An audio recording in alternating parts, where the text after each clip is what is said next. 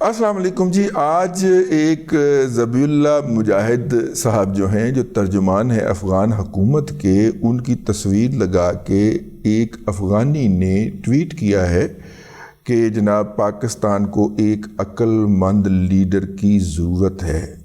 اس کے اوپر افغانیوں کے جو ہیں، جسے کہنا چاہیے ماننے والے ہیں، یہاں پاکستان میں افغانستان سے محبت کرنے والے بہت ملتے ہیں آپ کو، ایران سے محبت کرنے والے ملتے ہیں.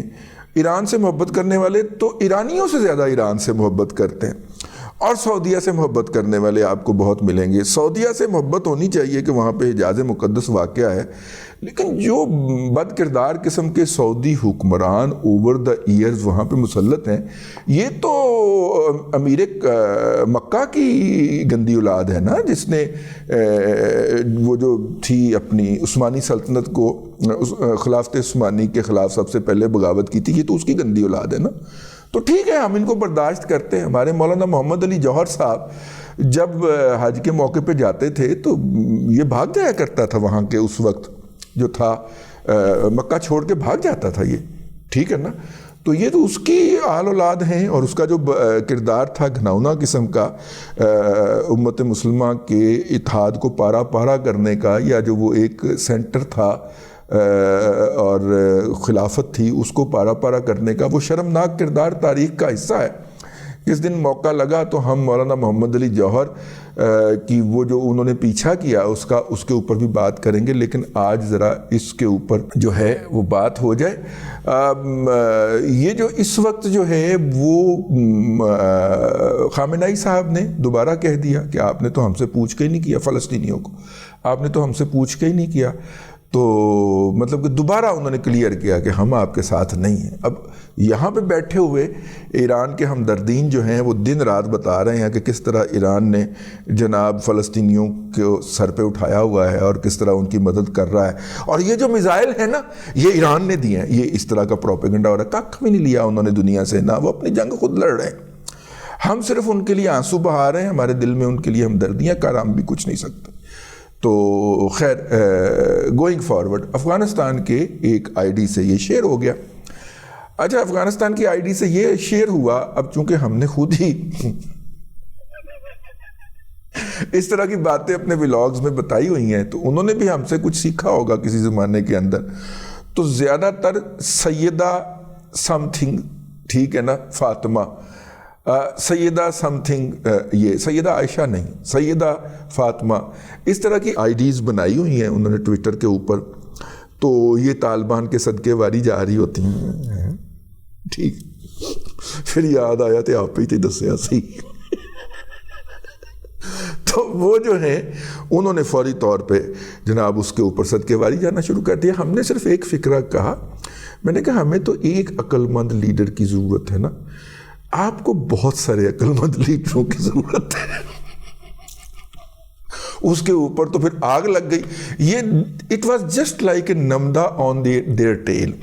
ان کی دم کے اوپر ہم نے نمدہ باندھا اور اس کے بعد بیٹھ کے تماشا دیکھنا شروع کر دیا. نیچے ننگی گالیاں، ٹھیک ہے، اور گالیاں بھی اس غلط سپیلنگ کے ساتھ. اصل میں تکلیف یہ ہے کہ گالی کے سپیلنگ کی صحیح سیکھ لو. اتنی دیر تو ہمارا کھاتے رہے ہو یہاں پہ حرام خور، تو گالی کے سپیلنگ کی صحیح سیکھ لو. یہاں پہ رہتے رہے ہو، یہاں پہ پلے ہو، یہاں پہ بڑے ہو، یہاں پہ تم نے تعلیم حاصل کی ہے، یہیں سے موبائل چھین کے لے کے گئے ہو کراچی سے، تو اب کم از کم اس کے اوپر گالی تو صحیح دے لو نا یار. اس کے سپیلنگ درست کر لو. نہیں، وہ بھی نہیں. ٹھیک ہے. تو اس بات کا ملزم کو رنج ہوا کہ یار گالی کے سپیلنگ بھی ٹھیک نہیں دے رہے. اب اس کے اوپر بہت ساری باتیں آئی ہیں، میں ان باتوں کی ڈیٹیل میں نہیں جانا چاہ رہا. آپ نے انجوائے کرنا ہو تو اس کے نیچے جا کے دیکھ لیں. لیکن یہ ایسا کیوں کرتے ہیں پاکستان کو؟ دیکھیے، اس میں بیسیکلی انہیں کسی نے فرق بتایا نہیں. مسلم امہ کا تو سبق ان کو پڑھایا گیا، جہاں پہ بھی پڑھا ہوگا انہوں نے، جس مدرسے یا اسکول کے اندر، انہیں یہ نہیں بتایا گیا کہ کوئی عزت نفس بھی ہوتی. ٹھیک ہے نا. ہم نے تو 1922 کے اندر فتویٰ جاری کر کے ہندوستان چھوڑ دو تحریک کے تحت افغانستان ہجرت کرنے کی کوشش کر لی تھی، لیکن افغانستان نے نہ صرف کہ اس وقت آفیشل افغان کنگ نے شاہ افغان نے سرکاری حکم نامہ جاری کیا تھا کہ کوئی بر صغیر سے مسلمان افغانستان میں نہ گھسنے پائے. ظاہر اتنا بڑا بارڈر ہے تو جو لوگ گھس گئے تھے وہاں پہ ان کو مارا گیا, ان کو قتل کیا گیا, ان کی عورتوں کو اغوا کر لیا گیا, ان کے مال و اسباب لوٹ لیے گئے. اور وہ لوگ جو تھے وہ یہاں سے لڑتے لڑاتے ہرات کی طرف نکلے اور ہرات سے وہ ایران کے پہاڑی علاقوں, مطلب دشوار گزار پہاڑی علاقوں میں سے گزرتے ہوئے وہ آذربائیجان پہنچے. 1957 میں آذربائیجان میں اردو اخبار نکلا کرتے تھے. یہ وہی لوگ پڑھتے تھے یا یہ وہی لوگ چھاپتے تھے وہاں پہ جو 1922 کی خلافت موومنٹ جس میں مسلمانوں نے دارالحرب کی طرف سے دارالامن کو ہجرت کرنی تھی. ساڈی واحد ہجرت افغانستان کی طرف بر صغیر کے مسلمانوں کی یہ والی ملتی ہے. ٹھیک ہے, ان کی آپ گننا شروع ہو جائیں, ٹھیک ہے نا, ان کی گننا شروع ہو جائیں. یہ ترقی پسندے کب آئے ہیں یہ سرخے, یہ میرا خیال ہے 72-73 کے قریب آئے ہیں. وہ سیاست میں دخیل ہوئے ہیں, افغانی گئے ہیں, روس پڑھ کے واپس آئے, ساتھ میں کمیونزم سوشلزم بھی لے آئے, اور اس کے بعد پھر فساد ڈلنا شروع ہو گیا. جہاں پہ سوشلزم ہو وہ تو پھر فساد ڈالتا تھا, تو وہ فساد ڈلنا شروع ہو گیا. پھر جناب حفیظ اللہ امین, اور پھر حفیظ اللہ امین کے بعد ببرک کرمل, پھر ترکائی, یہ سارے جو نمونے تھے یہ اس سرخ انقلاب سور کے بعد جو ہے وہ آئے. تو یہ تو ہمیشہ پھر اس کے بعد آنا ہی شروع ہو گئے. ہمارے ایک دوست ہیں وہ کہتے ہیں کہ جیسی سردیاں شروع ہوگی, آج کل آپ جا کے دیکھیے گا, یہ آپ کو پہاڑوں سے اتر کے میدانی علاقوں کی طرف جاتے ہوئے ملیں گے. ٹھیک ہو گیا, کہتا کبھی واپس جاتے ہوئے دیکھے جائیں, کبھی آپ نے ان کو واپس جاتے ہوئے دیکھا ہے؟ یہ بات وہ کہتے میں بھی یہ مانسارا وغیرہ کے علاقوں میں وہ مارکیٹنگ کے بندے ہیں, میں گھومتا رہتا ہوں, اترتے ہوئے یہ ڈاروں کے ڈار آپ کو نظر آئیں گے, واپس جاتے ہوئے اسی طور پہ آپ کو نظر نہیں آئیں گے. واپس اکا دکا ہی جا رہا ہوگا, ایک گدھا ہوگا, گدھے کے اوپر اس نے اپنا کوئی خاتون بٹھائی ہوگی, پیچھے پیچھے آگے آگے چل رہا ہوگا.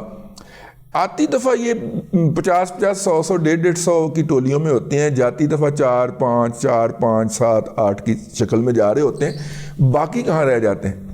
جس طرح ہمارے ایک دوست ہیں, انہوں نے بزنس ایکسپریس ٹرین چلائی تھی, تو وہ بتایا کرتے تھے کہ کراچی سے آنے والے مسافروں کی تعداد, ظاہر بزنس ایکسپریس جاتی تھی تو آتی تھی, کہتے تھے آنے والے پیسنجرز کی تعداد جو تھی ہوتی ہے وہ زیادہ ہوتی ہے, اور جانے والے پیسنجرز کی تعداد کم ہوتی.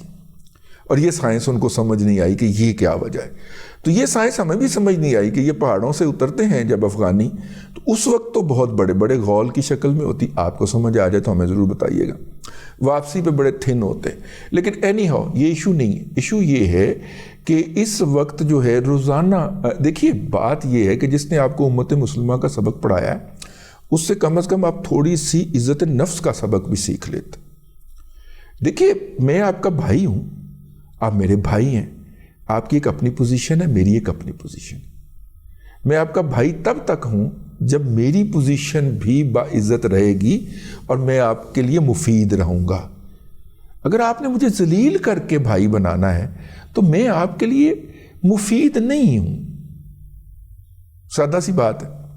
اگر آپ نے میرے سے سب کچھ چھین کے, میرے بچے قتل کر کے آپ نے مجھے بھائی بنانا ہے تو میں آپ کے لیے بینیفیشری نہیں ہو سکتا. ٹھیک ہے, آپ جس بات پہ ناراض ہیں ہم بھی اس بات پہ اپنی اسٹیبلشمنٹ سے ناراض رہتے ہیں, لیکن اس کا یہ مطلب نہیں ہے کہ آپ ہماری اسٹیبلشمنٹ کو ہمارے سامنے بیٹھ کے گالیاں دیں.